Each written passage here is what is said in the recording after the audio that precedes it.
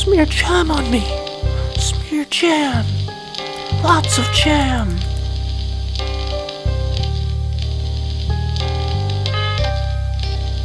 Lots of jam. Jamming out. Yeah. Oh. Yeah. Smear jam on me. Smear jam on me. Smear jam on me, on me, on me. A speck that would have been beneath my sight. On any paper, but sheet so white, sat off across what I'd written before, and idly poised my pen before to stop it with a period of ink. And something strange about it made me think this was no dust speck by my breathing blown, but unmistakably a living mite, with inclinations it could call its own. It paused with a suspicion of my pen and came racing wildly on again, to where my manuscript was not yet dry, then paused again and either drank or smelt with loathing, for once again it turned to fly. Plainly with intelligence I dealt, it seemed to have too tiny room for feet, yet must have had a set of them complete. To express how much it didn't want to die, it ran with terror and cutting, could fly. I faltered, I could see it hesitate. Then in the middle of the open sheet, cowered down in desperation to accept the fate.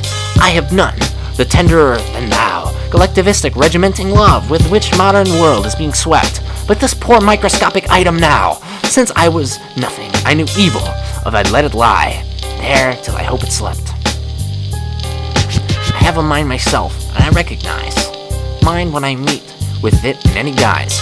No one can know how I am glad to find on any sheet of the least display of mine. Who is the speaker in this poem? How would you describe the speaker's attitude toward the speck as he sees on the manuscript sheet? How do lines 24 to 29 help clarify his attitude at what irony is these lines directed? Analyze the connotations of the following phrases beneath my sight, a period of ink, a living mite, on any sheet at least the least display of my mind.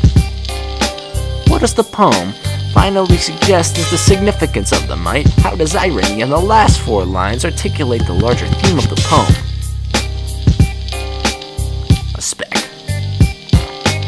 A speck that would have been beneath my sight on any paper but a paper, sheet so white, set off across what I had written there, and idly poised my pen in the air, stop it with the period of ink, when something strange about it made me think. This was no dust speck by my living blown, but mistakably a dust mite with inclinations all its own.